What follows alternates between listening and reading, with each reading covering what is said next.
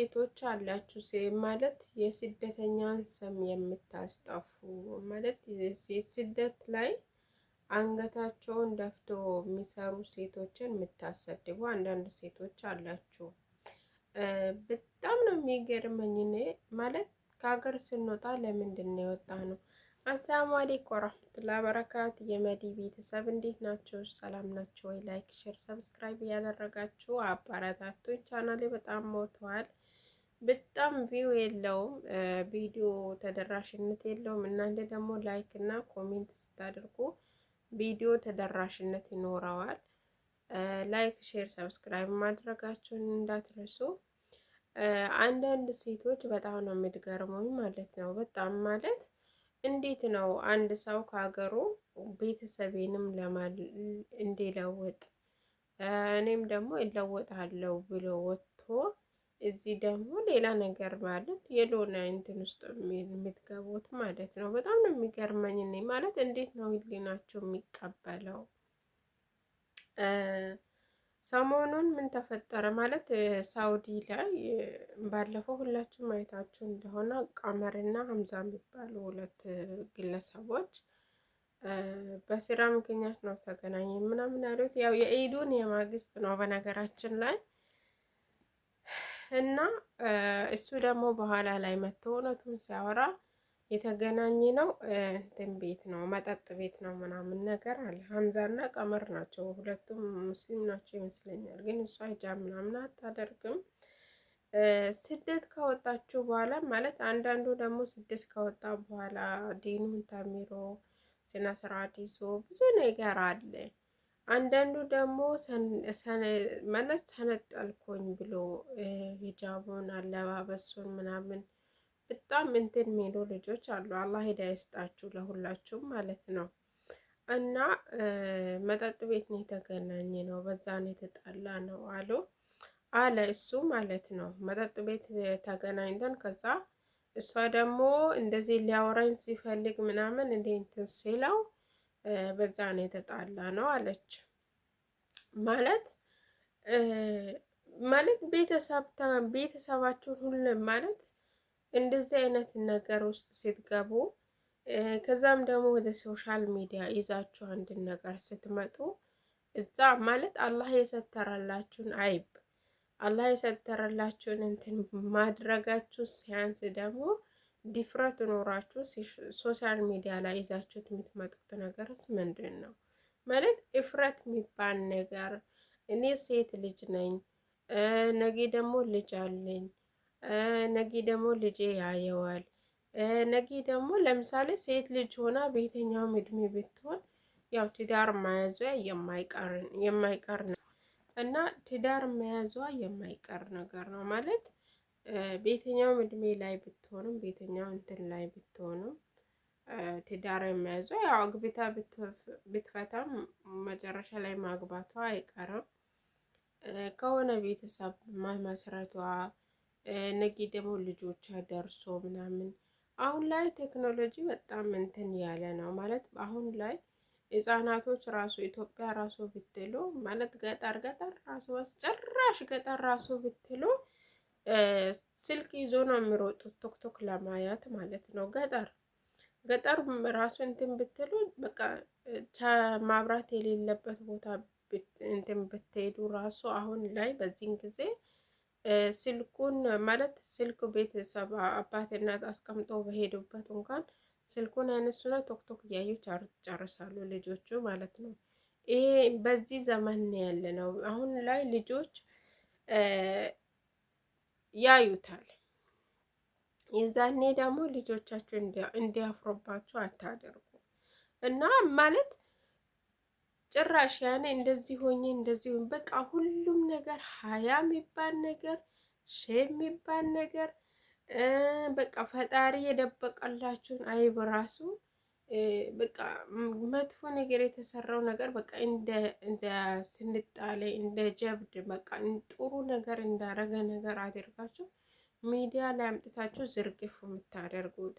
እሺ ለምሳሌ አሁን አንገታቸውን ደፍቶ የሚሰሩት ፀሐይ ያላዩት ንፋስ ያላገኙት እና በቃ የሆነ የሀገራቸው ምግብ ራሱ ናፍቋቸው ለታክሲ ሂሳብ ሰርቶ ከእንጀራው እኮ የታክሲው ሂሳብ ይበልጣል ብሎ እንጀራ ማይበሉ ልጆች አሉ። ውጭ ጠፍቶ የሚሰሩት ራሱ የሀበሻ ምግብ ቤት የት እንደሆነ ማያውቁት አሉ።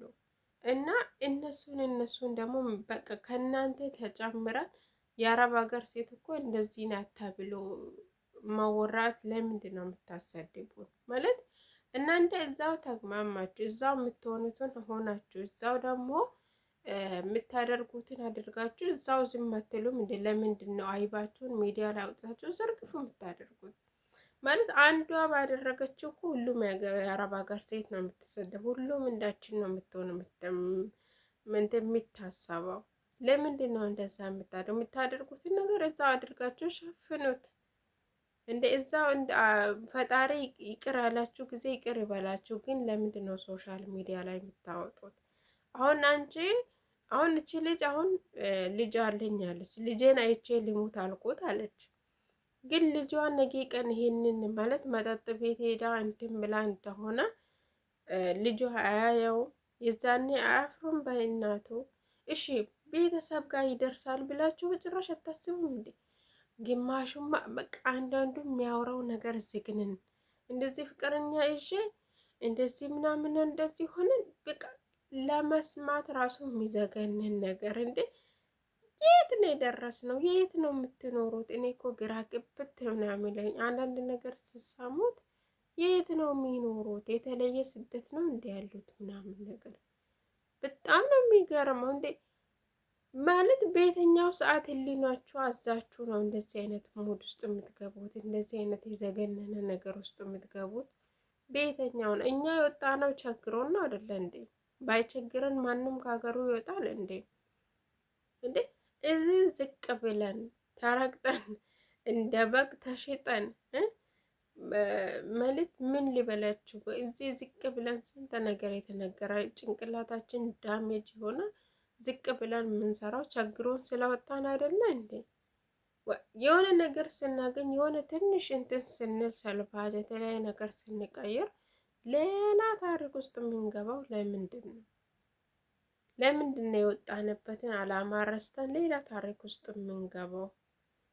የወጣንበትን አላማ እንትን ብለን መቼስ አይሞላም፣ ግን የተወሰነውን እንኳን አሳክተን ወይ ሀገራችን መግባት ወይ ደግሞ እዚህም ከተሳካላችሁ በስነ ስርዓት ዳር ይዛችሁ መኖር ነው እንጂ ያለባችሁ። ለምን እንደዚህ አይነትን ነገር ውስጥ ትገባላችሁ? ሲቀጥል ደግሞ ቤተሰባችሁ እናንተ ስደት ከወጣችሁ በኋላ ጨርሷችሁ ነው እንደ እንደሞቱ ነው የምታስቡት? ወይስ ይሄ ነገር እናንተ ያደርጋችሁ ሶሻል ሚዲያ ላይ አውጥታችሁ የምዘረግፉት ነገር ወደ ቤተሰቦቻችሁ አይደርስም ብላችሁ ነው እንዴ? ቤተሰብ ማዋረድ ቤተሰብ ይዋረዳል ብላችሁ ማሰቡን ራሱ አቆማችሁት እንዴ?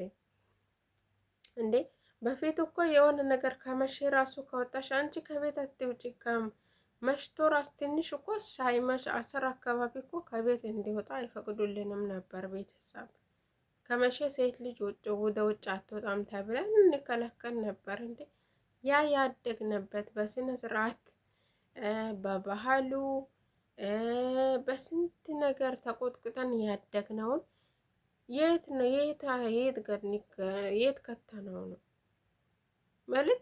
ብዙ ነገር አለ እኮ ሼም የሚባል ነገር አለ። የፈለገ ቢሰነጥሉና የፈለገ ነገር እንትን ብትሉ እዛው የምታደርጉትን ነገር አድርጉ እንጂ ሶሻል ሚዲያ ላይ ሰው አያይም ብለሽ እንደ ቤተሰብ አያይም፣ ዘመድ አዝማት የለም።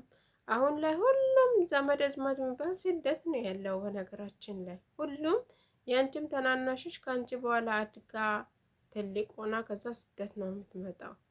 እና እንደዚህ ማስ ባታዋርዱ ደግሞ እኛንም ባታሳድቡን መልካም ነው። አታሰድቡን እንደ እኛም እኮ አፈርነ ከእናንተ ተጨምረን የአረብ ሀገር ሴት አንገቱን ደፍቶ ስንት ነገር እንትን የደረሰበት የሚሰራ ሰው አለ። እናንተ የምታደርጉትን ነገር እዛ አድርጋችሁ ደግሞ ሶሻል ሚዲያ ላይ ይዛችሁ አትምጡ።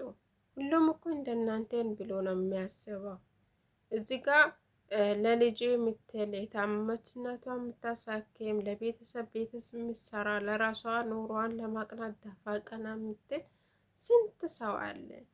ግን ያንን ደግሞ የእናንተን እያየ ደግሞ የኔ ምስት እኮ እንደዚህ ነው የምሰራው፣ የኔ ሚት እኮ እንደዚህ ነው የምሰራው፣ የኔም ልጅ እኮ እንደዚህ ነው የምሰራው ነው የሚለው ቤተሰብ ማለት ነው። ስለዛ የምታደርጉትን ነገር እዛው አድርጉ። ግን ሶሻል ሚዲያ ላይ እያመጣችሁ እንትናችሁን አትዘራግፉ እላችኋለሁ እህቶቼ። እንደው እስቲ ሶሻል ሚዲያ ላይ ከወጣን የምናወራውን ነገር እንምረጥ እንዴ። ያ ሰው ቤቱን ሊያሙቅባቸው 20-30 ሰው ተቀምጦ ቁጭ ሲል እናንተ ምንድን ነው ገነት ነው እንደ ገባችሁ የሚመስላችሁ?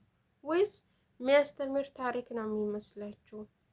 ወይስ ወይ ሀዲስ ነው የሚመስላችሁ? ስታወሩ እንደው አለማፈራችሁ ራሱ እውነት በጣም ነው የሚገርመኝ። እኔ አውዝ ቢላ ምን ሸይጣን ረጂም። ከእንደዚህ አይነት ተጠንቀቁ። እውነት ሶሻል ሚዲያ ላይ አውጥታችሁ ምስጢራችሁን አዘረግፉ። እዛው ለፈጣራችሁ ተደፍታችሁ ንገሩት፣ እሱ ደግሞ ይሚራችኋል። እንዴ ካደረጋችሁ አይቀር ደግሞ በውስጥ ጨርሱት እንጂ ወደ ሶሻል ሚዲያ ላይ ይዛችሁ አትውጡ፣ አታሰድቡ።